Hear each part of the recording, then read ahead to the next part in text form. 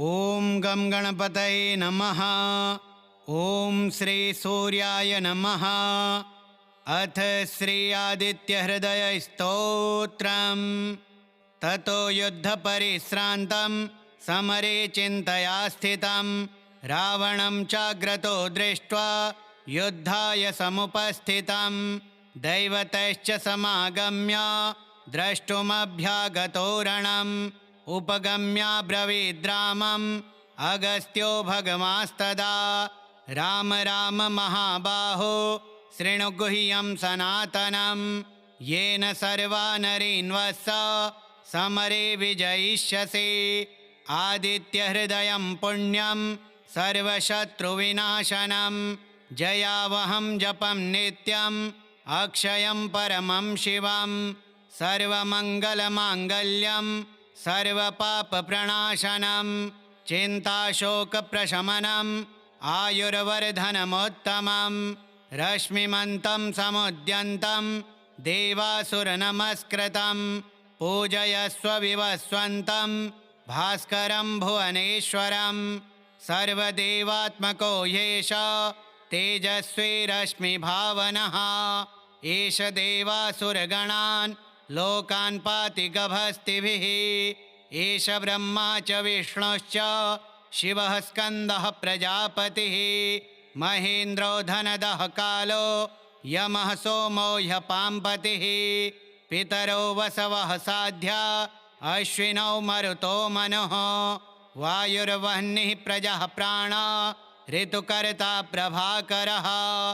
आदित्यः सविता सूर्यः खगः पूषा गभस्तिमान् सुवर्णसदृशो भानुर्हिरण्यरेता दिवाकरः हरिदश्वः सहस्रार्चिः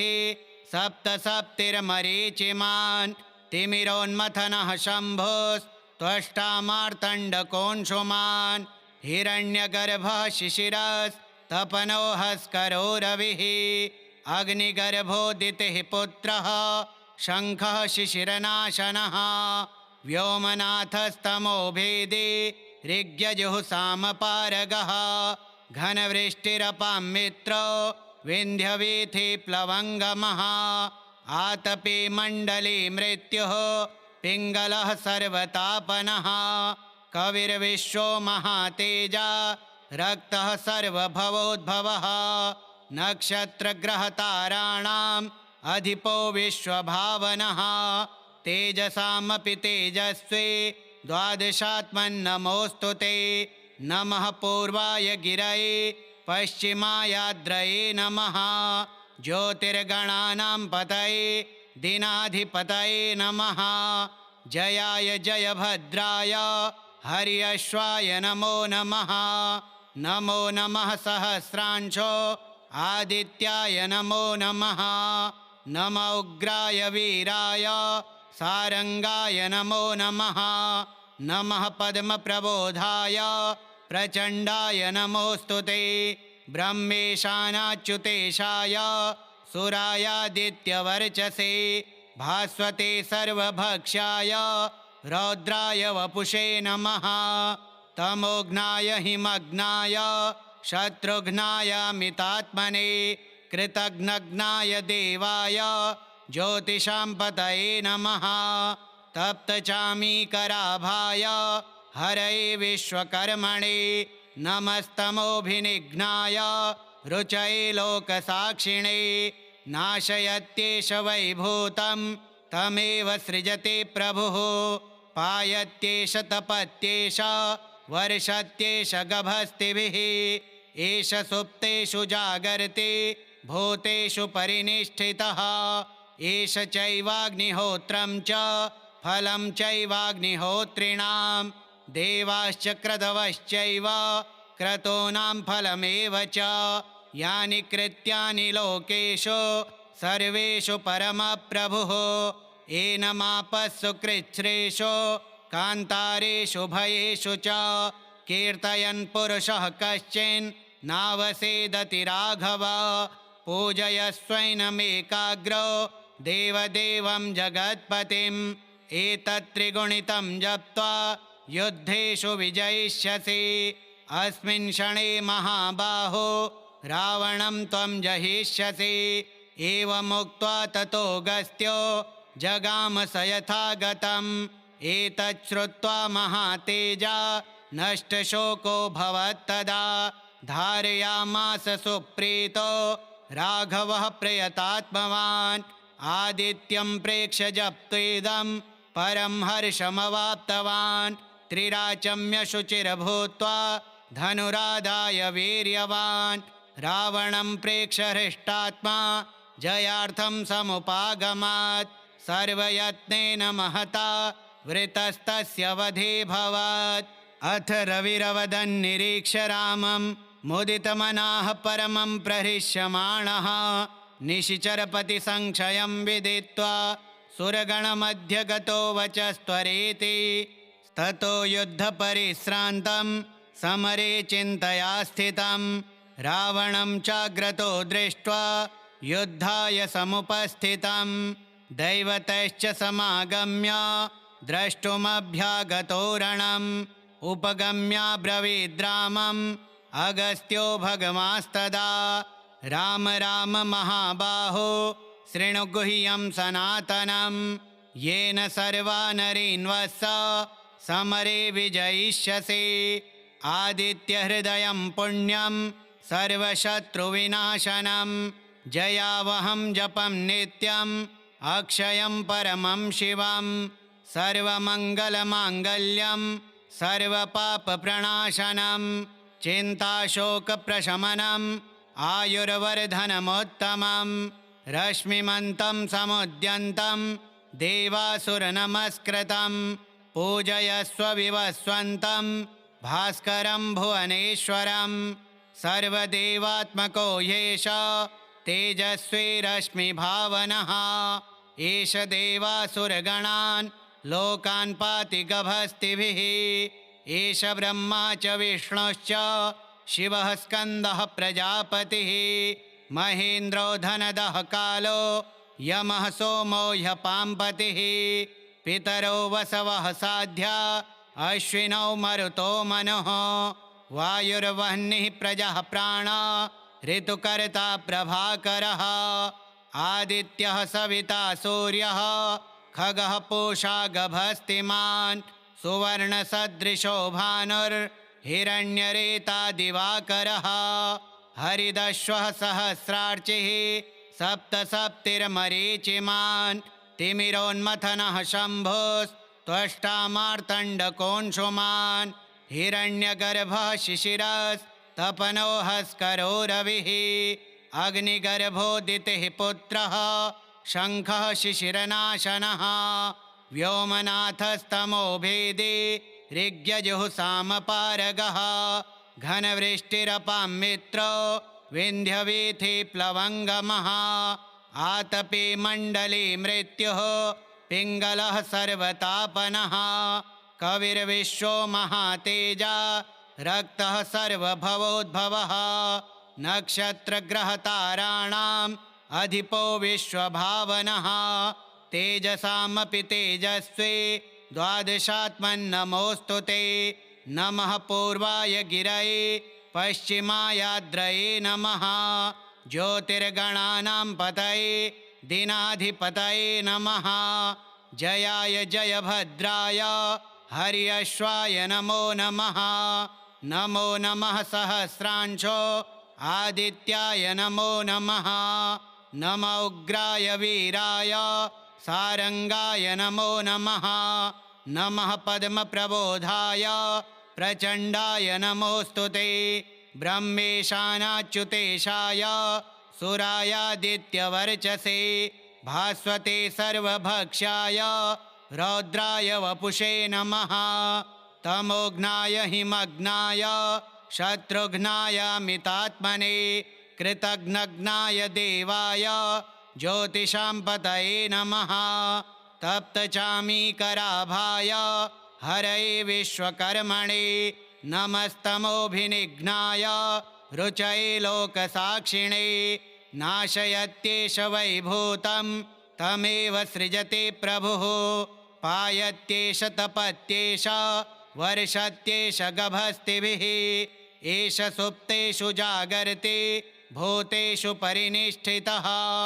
एष चैवाग्निहोत्रं च फलं चैवाग्निहोत्रिणां देवाश्च क्रतवश्चैव क्रतूनां फलमेव च यानि कृत्यानि लोकेषु सर्वेषु परमप्रभुः एनमापस्सु कृच्छ्रेषु कान्तारेषु भयेषु च कीर्तयन् पुरुषः कश्चिन् नावसेदति राघव पूजयस्वैनमेकाग्रो देवदेवं जगत्पतिम् एतत्त्रिगुणितं जप्त्वा युद्धेषु विजयिष्यसि अस्मिन् क्षणे महाबाहो रावणं त्वं जहिष्यसि एवमुक्त्वा ततोऽगस्त्यो जगाम स यथा गतम् एतच्छ्रुत्वा महातेजा नष्टशोको भवत्तदा धारयामास सुप्रीतो राघवः प्रयतात्मवान् आदित्यं प्रेक्ष्य जप्त्वेदं परं हर्षमवाप्तवान् त्रिराचम्य शुचिर्भूत्वा धनुरादाय वीर्यवान् रावणं प्रेक्ष्य हृष्टात्मा जयार्थं समुपागमात् सर्वयत्नेन महता वृतस्तस्य वधेऽभवत् अथ रविरवदन्निरीक्ष्य रामं मुदितमनाः परमं प्रहृष्यमाणः निशिचरपतिसंक्षयं विदित्वा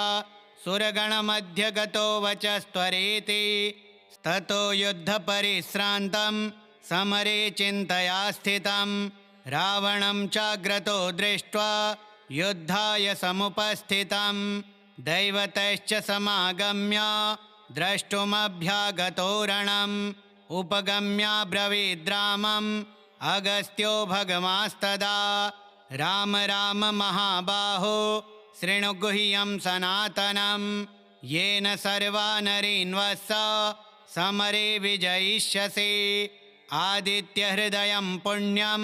सर्वशत्रुविनाशनं जयावहं जपं नित्यम् अक्षयं परमं शिवं सर्वमङ्गलमाङ्गल्यं सर्वपापप्रणाशनं चिन्ताशोकप्रशमनम्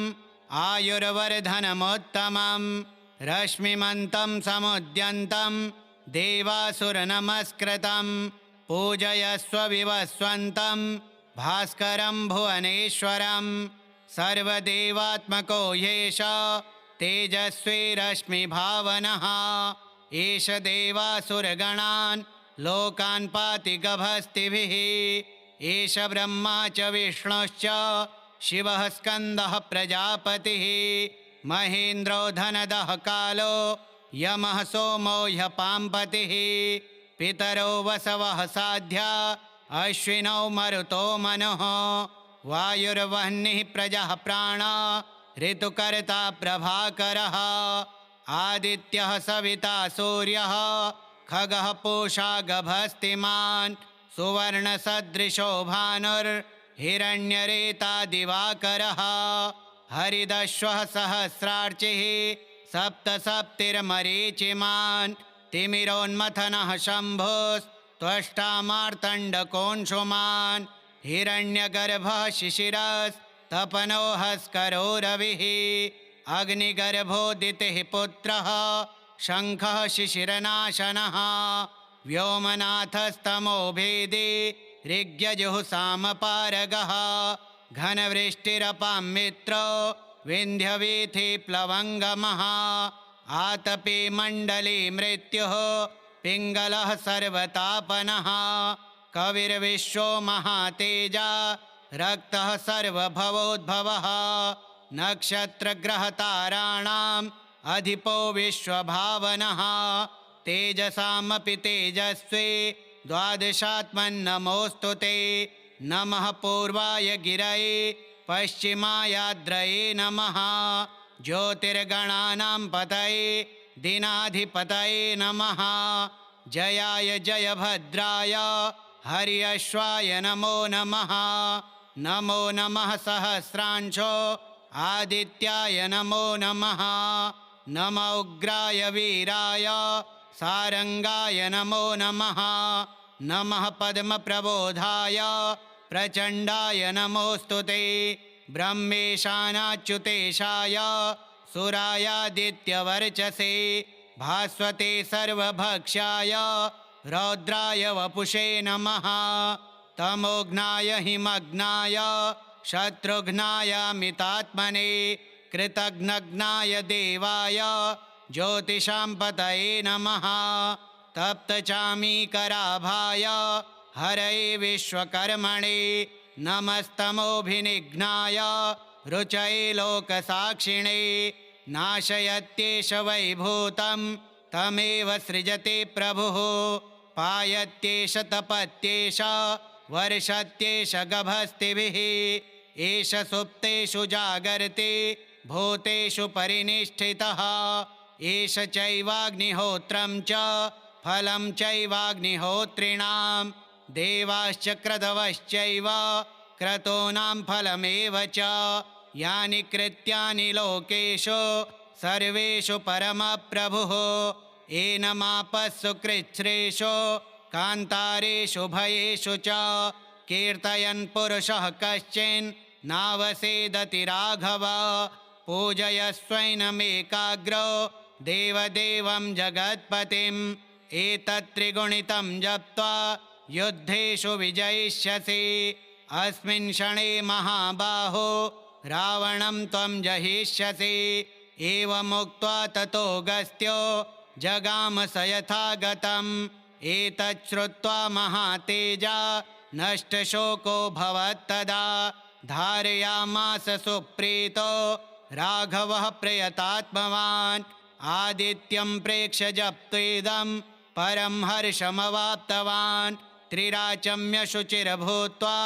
धनुरादाय वीर्यवान् रावणं प्रेक्ष्य हृष्टात्मा जयार्थं समुपागमात् सर्वयत्नेन महता वृतस्तस्य वधेऽभवत् अथ रविरवदन्निरीक्ष्य रामं मुदितमनाः परमं प्रहृष्यमाणः निशिचरपतिसंक्षयं विदित्वा सुरगणमध्यगतो वचस्त्वरेति श्रीवाल्मीकीये रामायणे युद्धकाण्डे अगस्त्यप्रोक्तं श्री आदित्यहृदयस्तोत्रस्य तृतीयपाठः श्री आदित्यार्पणमस्तु। ओम श्री सूर्यनारायणाय नमः।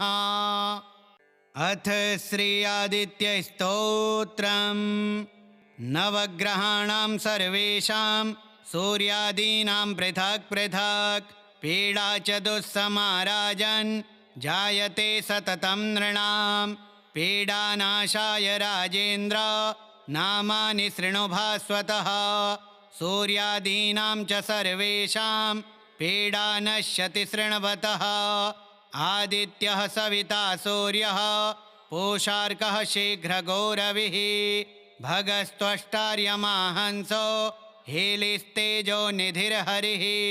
दिननाथो दिनकरः सप्तसप्तिः प्रभाकरः विभावसुरवेदकर्ता वेदांगो वेदवाहनः हरिदश्वः कालवक्त्रः कर्मसाक्षी जगत्पतिः पद्मिनी बोधको भानुर्भास्करः करुणाकरः द्वादशात्मा विश्वकर्मा लोहितांगस्तमोनुदः जगन्नाथो रविन्दाक्षः कालात्मा कश्यपात्मजः भूताश्रयो ग्रहपतिः सर्वलोकनमस्कृतः जपाकुसुमसङ्काशो भास्वानदितिनन्दनः ध्वान्ते भसिंहः सर्वात्मा सर्वनेत्रो विकर्तनः मार्तण्डो मिहिरः सूरस्तपनो लोकतापनः जगत्कर्ता जगत्साक्षी शनैश्चरपिता जयः सहस्ररश्मिस्तरणिर्भगवान् भक्तवत्सलः विवस्वानादिदेवश्च देवदेवो दिवाकरः धन्वन्तरिर्व्याधिहर्ता दद्रुकुष्ठविनाशनः चराचरात्मा मैत्रेयो मितो विष्णुर्विकर्तनः लोकशोकापहर्ता च कमलाकर आत्मभूः नारायणो महादेवो रुद्रः पुरुष ईश्वरः जीवात्मा परमात्मा च सूक्ष्मात्मा सर्वतोमुखः इन्द्रो नलो यमश्चैव नैऋतो वरुणो नीलः श्रीद ईशान इन्दुश्च भौमः सौम्यो गुरुः कविः शौरिर्विधुन्तुदः केतुः कालः कालात्मको विभुः सर्वदेवमयो देवः कृष्णः कायप्रदायकः य एतैनमभिरमर्त्यो भक्त्या स्तौति दिवाकरं सर्वपापविनिर्मुक्तः सर्वरोगविवर्जितः पुत्रवान् धनवान् श्रीमान् जायते सन संशयः रविवारे पठेद्यस्तो नामान्येतानि भास्तवः पीडा शान्तिर्भवेत् तस्य ग्रहाणां च विशेषतः सद्यः सुखमवाप्नोति चायुर्दीर्घं च नीरुजं नवग्रहाणां सर्वेषां सूर्यादीनां पृथक् पृथक् पीडा च दुःसमाराजन् जायते सततं नृणां पीडानाशाय राजेन्द्र नामानि शृणु भास्वतः सूर्यादीनां च सर्वेषां पीडा नश्यति शृण्वतः आदित्यः सविता सूर्यः पूषार्कः शीघ्रगौरविः भगस्त्वष्टार्यमाहंसो हेलिस्तेजो निधिर्हरिः दिननाथो दिनकरः सप्तसप्तिः प्रभाकरः विभावसुरवेदकर्ता वेदांगो वेदवाहनः हरिदश्वः कालवक्त्रः कर्मसाक्षी जगत्पतिः पद्मिनी बोधको भानुर्भास्करः करुणाकरः द्वादशात्मा विश्वकर्मा लोहितांगस्तमोनुदः जगन्नाथो रविन्दाक्षः कालात्मा कश्यपात्मजः भूताश्रयो ग्रहपतिः सर्वलोकनमस्कृतः जपाकुसुमसङ्काशो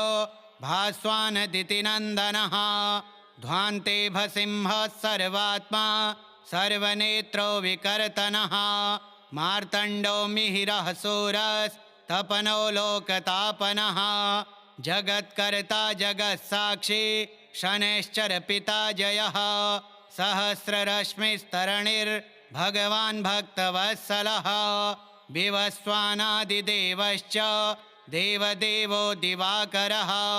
धन्वन्तरिर्व्याधिहर्ता दद्रुकुष्ठविनाशनः चराचरात्मा मैत्रेयो मितो विष्णुर्विकर्तनः लोकशोकापहर्ता च कमलाकर आत्मभूः नारायणो महादेवो रुद्रः पुरुष ईश्वरः जीवात्मा परमात्मा च सूक्ष्मात्मा सर्वतोमुखः इन्द्रो नलो यमश्चैव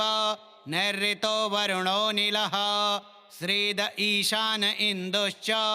भौमः सौम्यो गुरुः कविः शौरिर्विधुन्तुदः केतुः कालः कालात्मको विभुः सर्वदेवमयो देवः कृष्णः कायप्रदायकः य एतैनमभिरमर्त्यो भक्त्या स्तौति दिवाकरं सर्वपापविनिर्मुक्तः सर्वरोगविवर्जितः पुत्रवान् धनवान् श्रीमान् जायते सन संशयः रविवारे पठेद्यस्तो नामान्येतानि भास्तवः पीडा शान्तिर्भवेत् तस्य ग्रहाणां च विशेषतः सद्यः सुखमवाप्नोति चायुर्दीर्घं च नीरुजं नवग्रहाणां सर्वेषां सूर्यादीनां पृथक् पृथक् पीडा च दुःसमाराजन् जायते सततं नृणां पीडानाशाय राजेन्द्र नामानि शृणु भास्वतः सूर्यादीनां च सर्वेषां पीडा नश्यति शृण्वतः आदित्यः सविता सूर्यः पूषार्कः शीघ्रगौरविः भगस्त्वष्टार्यमाहंसो हेलिस्तेजो निधिर्हरिः दिननाथो दिनकरः सप्तसप्तिः प्रभाकरः विभावसुरवेदकर्ता वेदांगो वेदवाहनः हरिदश्वः कालवक्त्रः कर्मसाक्षी जगत्पतिः पद्मिनी बोधको भानुर्भास्करः करुणाकरः द्वादशात्मा विश्वकर्मा लोहितांगस्तमोनुदः जगन्नाथो रविन्दाक्षः कालात्मा कश्यपात्मजः भूताश्रयो ग्रहपतिः सर्वलोकनमस्कृतः जपाकुसुमसङ्काशो भास्वानदितिनन्दनः ध्वान्ते भसिंहः सर्वात्मा सर्वनेत्रो विकर्तनः मार्तण्डो मिहिरः सूरस्तपनो लोकतापनः जगत्कर्ता जगत्साक्षी शनैश्चर पिता जयः सहस्ररश्मिस्तरणिर्भगवान् भक्तवत्सलः विवस्वानादिदेवश्च देवदेवो दिवाकरः धन्वन्तरिर्व्याधिहर्ता दद्रुकुष्ठविनाशनः चराचरात्मा मैत्रेयो मितो विष्णुर्विकर्तनः लोकशोकापहर्ता च कमलाकर आत्मभूः नारायणो महादेवो रुद्रः पुरुष ईश्वरः जीवात्मा परमात्मा च सूक्ष्मात्मा सर्वतोमुखः इन्द्रो नलो यमश्चैव नैऋतो वरुणो नीलः श्रीद ईशान इन्दुश्च भौमः सौम्यो गुरुः कविः शौरिर्विधुन्तुदः केतुः कालः कालात्मको विभुः सर्वदेवमयो देवः कृष्णः कायप्रदायकः य एतैनमभिरमर्त्यो भक्त्या स्तौति दिवाकरं सर्वपापविनिर्मुक्तः सर्वरोगविवर्जितः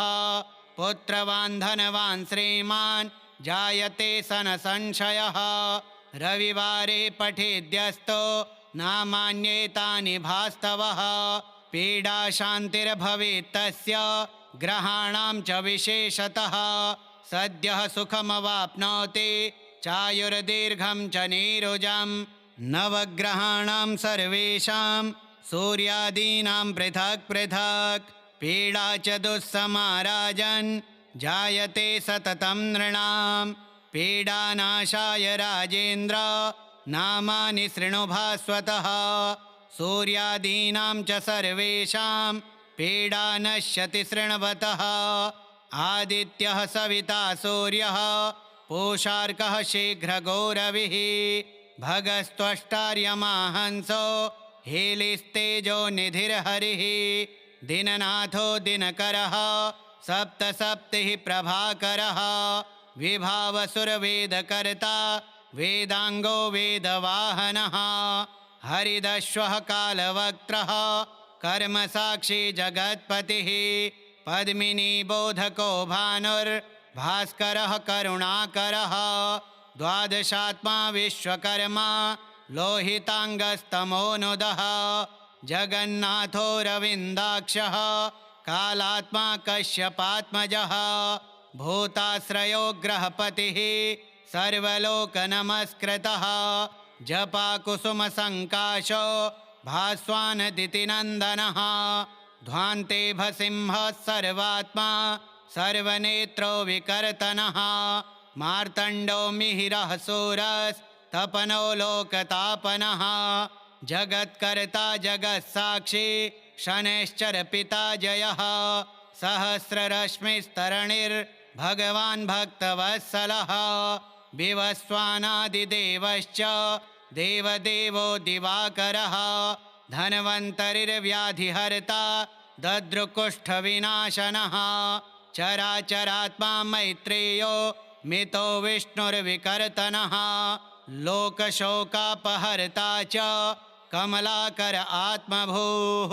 नारायणो महादेवो रुद्रः पुरुष ईश्वरः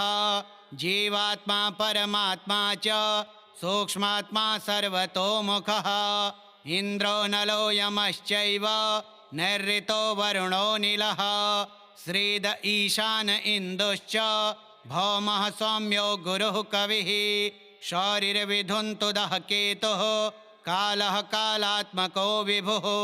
सर्वदेवमयो देवः कृष्णः कायप्रदायकः य एतैनमभिरमर्त्यो भक्त्या स्तौति दिवाकरं सर्वपापविनिर्मुक्तः सर्वरोगविवर्जितः पुत्रवान् धनवान् श्रीमान् जायते सन संशयः रविवारे पठेद्यस्तो नामान्येतानि भास्तवः पीडा शान्तिर्भवेत् तस्य ग्रहाणां च विशेषतः सद्यः सुखमवाप्नोति चायुर्दीर्घं च नीरुजं नवग्रहाणां सर्वेषां सूर्यादीनां पृथक् पृथक् पीडा च दुःसमाराजन् जायते सततं नृणां पीडानाशाय राजेन्द्र नामानि शृणु भास्वतः सूर्यादीनां च सर्वेषां पीडा नश्यति शृण्वतः आदित्यः सविता सूर्यः पूषार्कः शीघ्रगौरविः भगस्त्वष्टार्यमाहंसो हेलिस्तेजो निधिर्हरिः दिननाथो दिनकरः सप्तसप्तिः प्रभाकरः विभावसुरवेदकर्ता वेदांगो वेदवाहनः हरिदश्वः कालवक्त्रः कर्मसाक्षी जगत्पतिः पद्मिनी बोधको भानुर्भास्करः करुणाकरः द्वादशात्मा विश्वकर्मा लोहितांगस्तमोनुदः जगन्नाथो रविन्दाक्षः कालात्मा कश्यपात्मजः भूताश्रयो ग्रहपतिः सर्वलोकनमस्कृतः जपाकुसुमसङ्काशो भास्वानदितिनन्दनः ध्वान्ते भसिंहः सर्वात्मा सर्वनेत्रो विकर्तनः मार्तण्डो मिहिरः सूरस्तपनो लोकतापनः जगत्कर्ता जगत्साक्षी शनैश्चरपिता जयः सहस्ररश्मिस्तरणिर्भगवान् भक्तवत्सलः विवस्वानादिदेवश्च देवदेवो दिवाकरः धन्वन्तरिर्व्याधिहर्ता दद्रुकुष्ठविनाशनः चराचरात्मा मैत्रेयो मितो विष्णुर्विकर्तनः लोकशोकापहर्ता च कमलाकर आत्मभूः नारायणो महादेवो रुद्रः पुरुष ईश्वरः जीवात्मा परमात्मा च सूक्ष्मात्मा सर्वतोमुखः इन्द्रो नलो यमश्चैव नैऋतो वरुणो नीलः श्रीद ईशान इन्दुश्च भौमः सौम्यो गुरुः कविः शौरिर्विधुन्तुदः केतुः कालः कालात्मको विभुः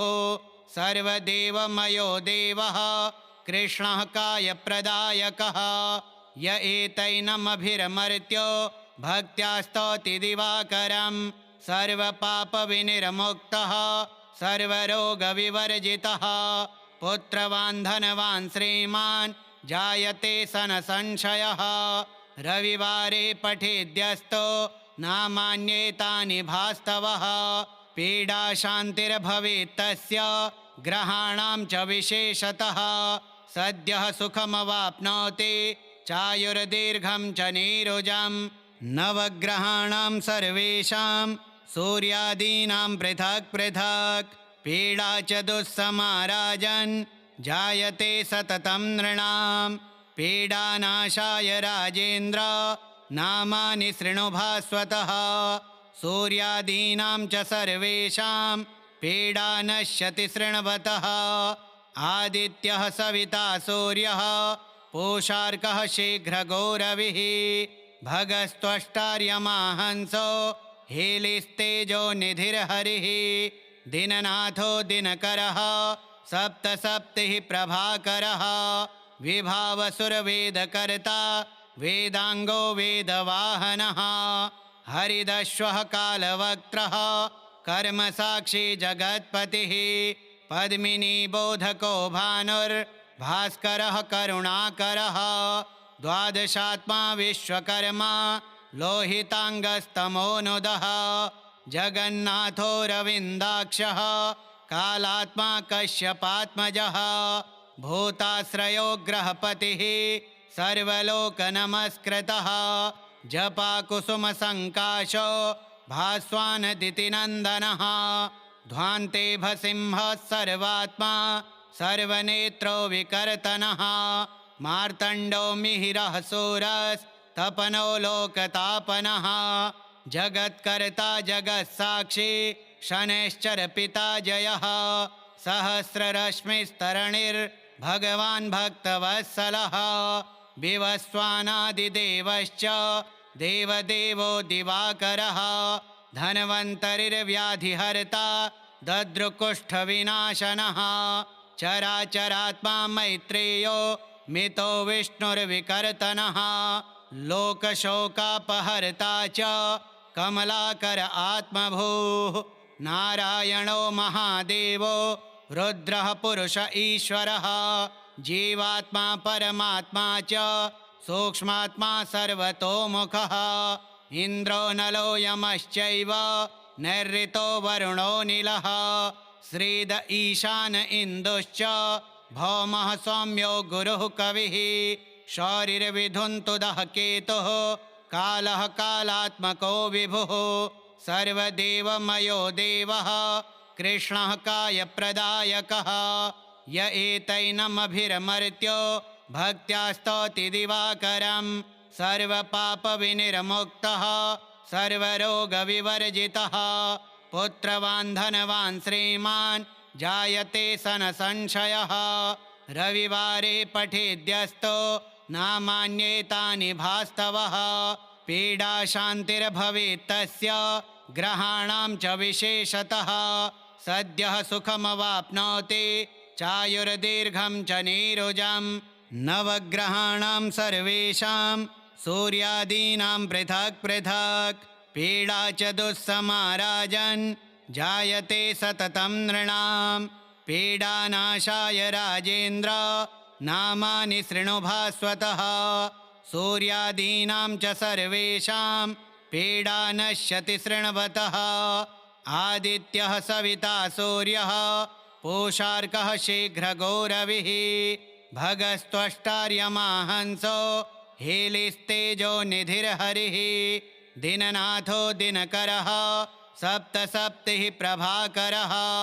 विभावसुरवेदकर्ता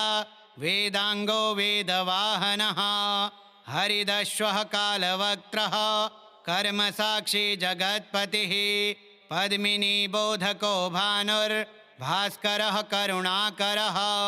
द्वादशात्मा विश्वकर्मा लोहितांगस्तमोनुदः जगन्नाथो रविन्दाक्षः कालात्मा कश्यपात्मजः भूताश्रयो ग्रहपतिः सर्वलोकनमस्कृतः जपाकुसुमसङ्काशो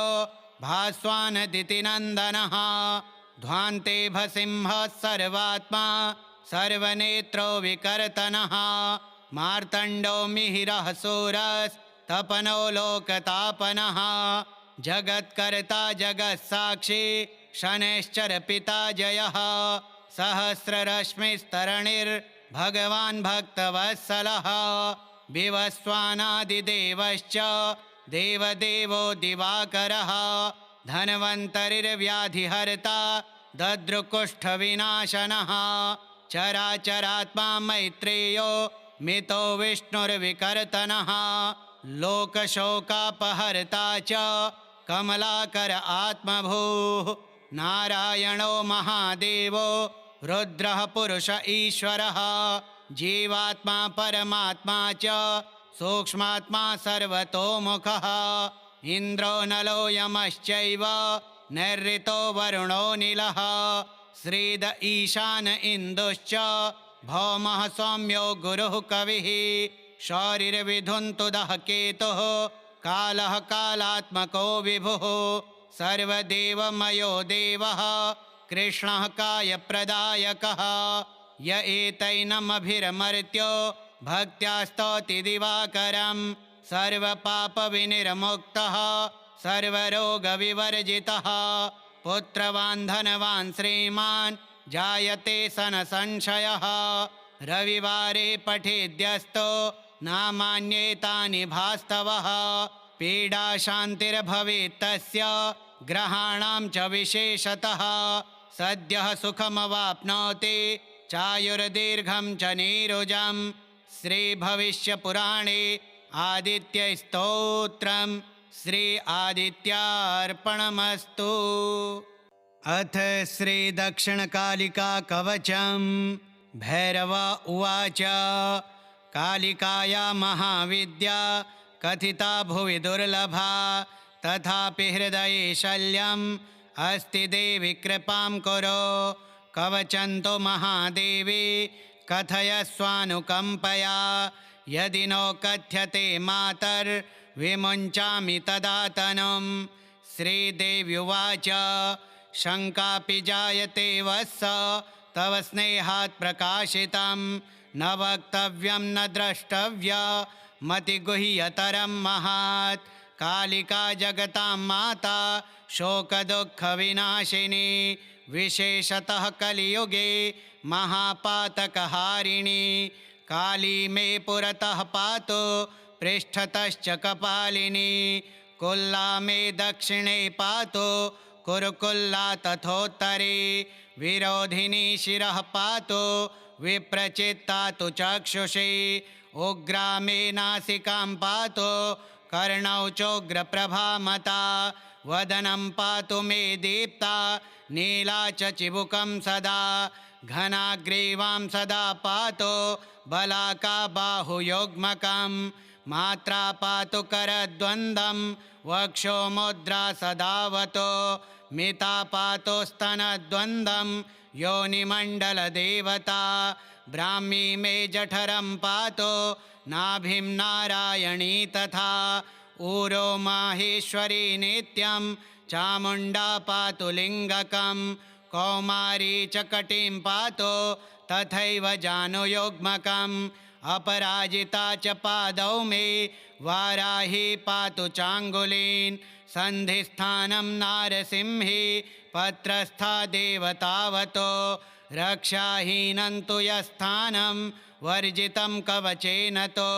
तत्सर्वं रक्ष मे देवी कालिके घोरदक्षिणे ऊर्ध्वमधस्तथा दीक्षो पातु देवी स्वयं वपुः हिंस्त्रेभ्यः सर्वदा पातु साधकञ्च जलाधिकात् दक्षिणा कालिका देवी व्यपकत्वे सदावतो इदं कवचम् अज्ञात्वा यो जपेत् देवदक्षिणां न पूजाफलमाप्नोति विघ्नस्तस्य पदे पदे कवचेनावृतो नित्यं यत्र तत्रैव गच्छति तत्र तत्राभयं तस्य न शोभं विद्यते क्वचित्। भैरव उवाच कालिकाया महाविद्या कथिता भुवि दुर्लभा तथापि हृदये शल्यम् अस्ति देवि कृपां कुरु कवचन्तो महादेवी कथयस्वानुकम्पया यदि नो कथ्यते मातर्विमुञ्चामि तदा तनुम्। श्रीदेव्युवाच शङ्कापि जायते वत्स तव स्नेहात् प्रकाशितं न वक्तव्यं न द्रष्टव्यमतिगुह्यतरं महात्। कालिका जगतां माता शोकदुःखविनाशिनी विशेषतः कलियुगे महापातकहारिणी काली मे पुरतः पातु पृष्ठतश्च कपालिनी कुल्ला मे दक्षिणे पातु कुरुकुल्ला तथोत्तरे विरोधिनी शिरः पातु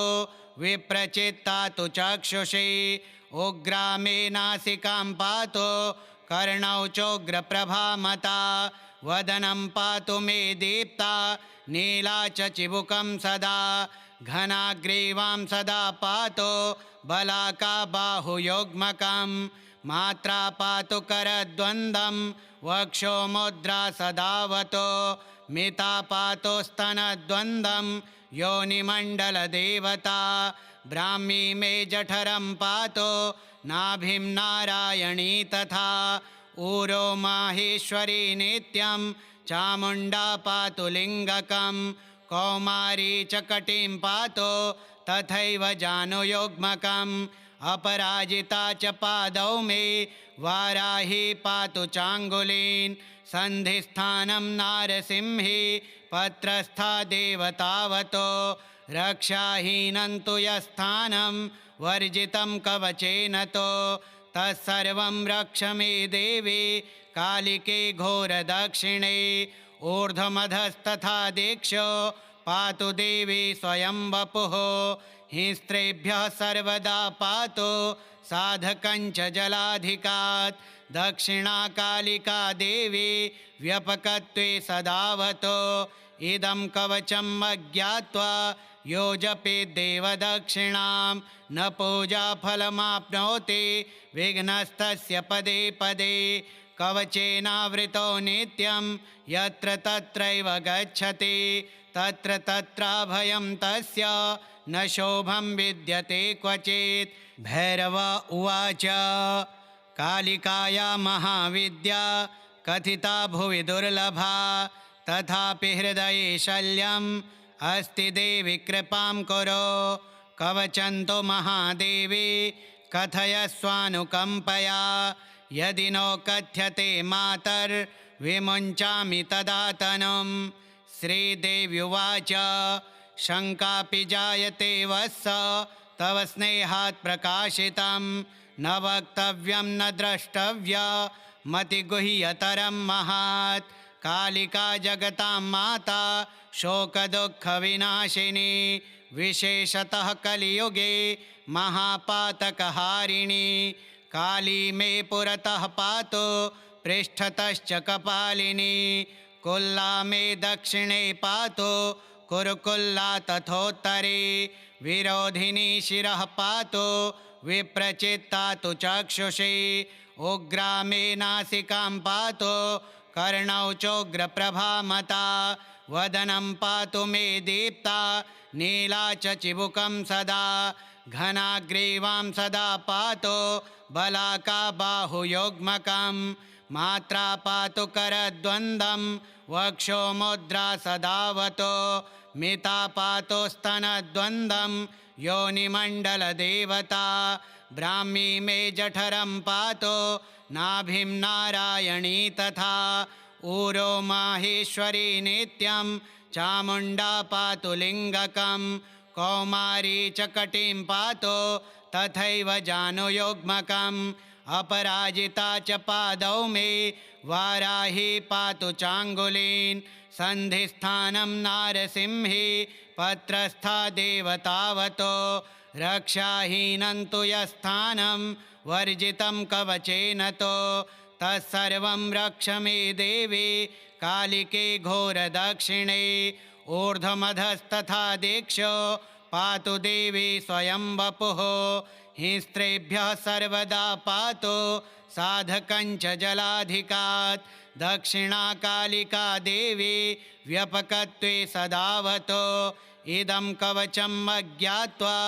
यो जपेद्देवदक्षिणां न पूजाफलमाप्नोति विघ्नस्तस्य पदे पदे कवचेनावृतो नित्यं यत्र तत्रैव गच्छति तत्र तत्राभयं तस्य न शोभं विद्यते क्वचित्। भैरव उवाच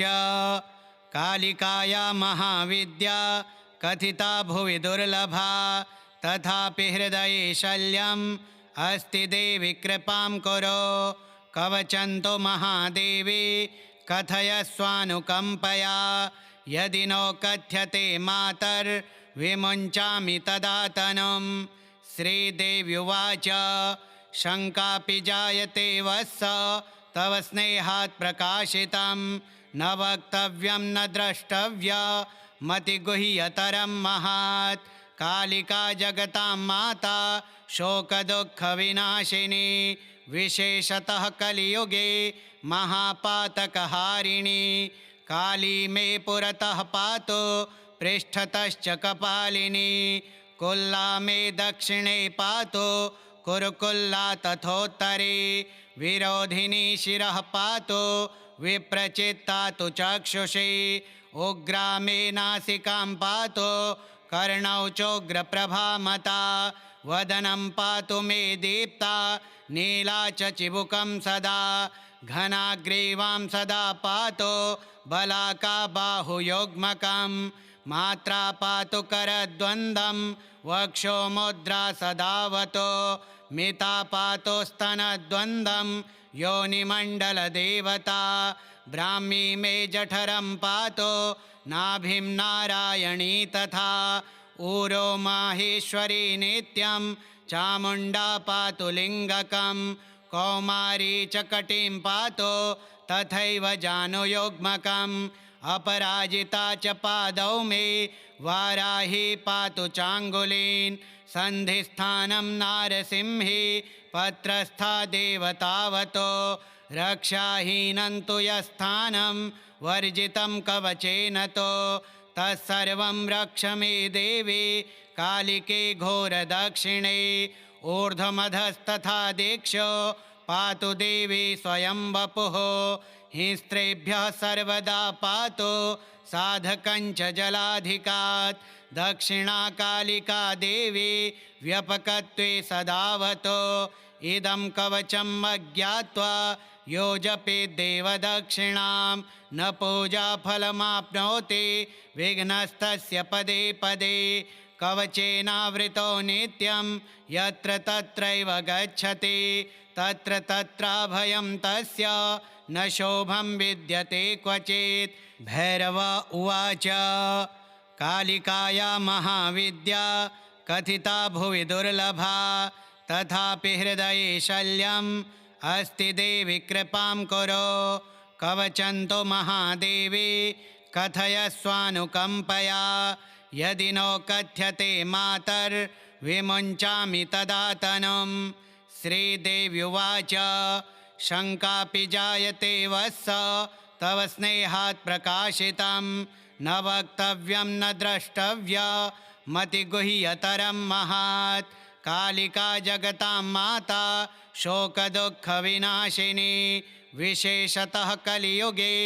महापातकहारिणी काली मे पुरतः पातु पृष्ठतश्च कपालिनी कुल्ला मे दक्षिणे पातु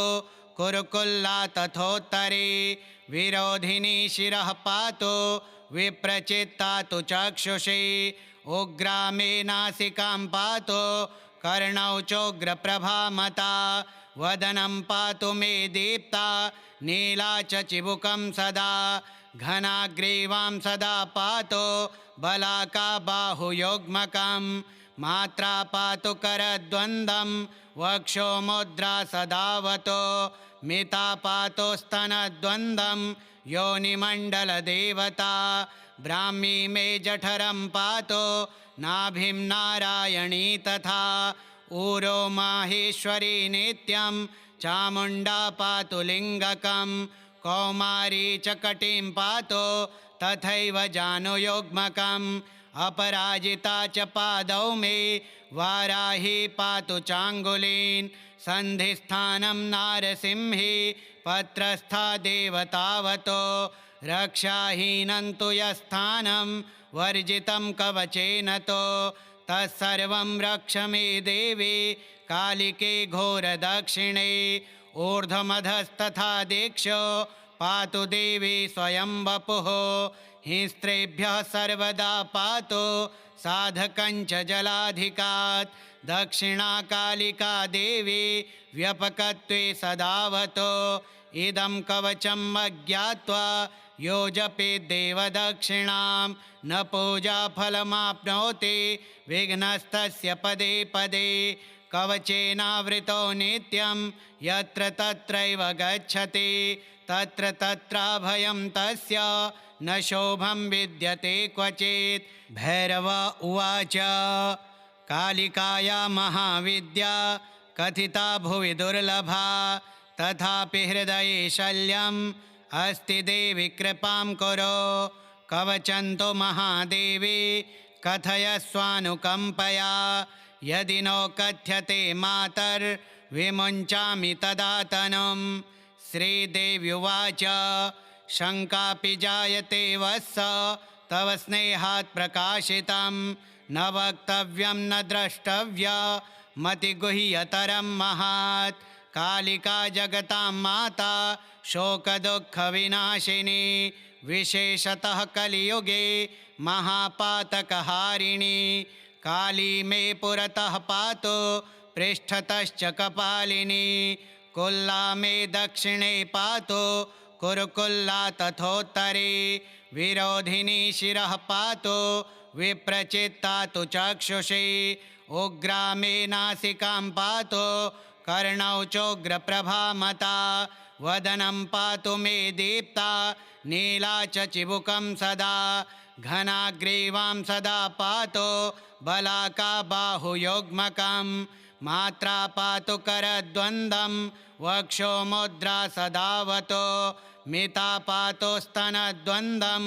योनिमण्डलदेवता ब्राह्मी मे जठरं पातु नाभिं नारायणी तथा ऊरो माहेश्वरी नित्यं चामुण्डा पातु लिङ्गकं कौमारी च कटिं पातु तथैव जानुयोग्मकम् अपराजिता च पादौ मे वाराही पातु चाङ्गुलीन् सन्धिस्थानं नारसिंही पत्रस्था देवतावतो रक्षाहीनं तु यस्थानं वर्जितं कवचेन तो तत्सर्वं रक्ष मे देवी कालिके घोरदक्षिणे ऊर्ध्वमधस्तथा दीक्षो पातु देवी स्वयं वपुः हिंस्त्रेभ्यः सर्वदा पातु साधकञ्च जलाधिकात् दक्षिणा कालिका देवी व्यपकत्वे सदावतो इदं कवचम् अज्ञात्वा यो जपेद्देवदक्षिणां न पूजाफलमाप्नोति विघ्नस्तस्य पदे पदे कवचेनावृतो नित्यं यत्र तत्रैव गच्छति तत्र तत्राभयं तस्य न शोभं विद्यते क्वचित् भैरव उवाच कालिकाया महाविद्या कथिता भुवि दुर्लभा तथापि हृदये शल्यम् अस्ति देवि कृपां कुरु कवचं तु महादेवी कथयस्वानुकम्पया यदि नो कथ्यते मातर्विमुञ्चामि तदा तनुं श्रीदेव्युवाच शङ्कापि जायते वत्स तव स्नेहात् प्रकाशितं न वक्तव्यं न द्रष्टव्यमतिगुह्यतरं महात् कालिका जगतां माता शोकदुःखविनाशिनी विशेषतः कलियुगे महापातकहारिणी काली मे पुरतः पातु पृष्ठतश्च कपालिनी कुल्ला मे दक्षिणे पातु कुरुकुल्ला तथोत्तरे विरोधिनी शिरः पातु विप्रचित्ता तु चक्षुषी उग्रा मे नासिकां पातु कर्णौ चोग्रप्रभामता वदनं पातु मे दीप्ता नीला च चिबुकं सदा घनाग्रीवां सदा पातु बलाका बाहुयोग्मकं मात्रा पातु करद्वन्द्वं वक्षो मुद्रा सदावतो मिता पातु स्तनद्वन्द्वं योनिमण्डलदेवता ब्राह्मी मे जठरं पातु नाभिं नारायणी तथा ऊरो माहेश्वरी नित्यं चामुण्डा पातु लिङ्गकं कौमारी च कटिं पातु तथैव जानुयोग्मकम् अपराजिता च पादौ मे वाराही पातु चाङ्गुलीन् सन्धिस्थानं नारसिंही पत्रस्था देवतावतो रक्षाहीनं तु यस्थानं वर्जितं कवचेन तो तत्सर्वं रक्ष मे देवी कालिके घोरदक्षिणे ऊर्ध्वमधस्तथा दीक्षो पातु देवी स्वयं वपुः हिंस्त्रेभ्यः सर्वदा पातु साधकञ्च जलाधिकात् दक्षिणा कालिका देवी व्यपकत्वे सदावतो इदं कवचम् अज्ञात्वा यो जपेद्देवदक्षिणां न पूजाफलमाप्नोति विघ्नस्तस्य पदे पदे कवचेनावृतो नित्यं यत्र तत्रैव गच्छति तत्र तत्राभयं तस्य न शोभं विद्यते क्वचित् श्रीकालीकुलसर्वस्वे श्रीदक्षिणकालिका कवचं श्रीदक्षिणकालिका देव्यार्पणमस्तु। ॐ श्रीदक्षिणकालिकायै नमः।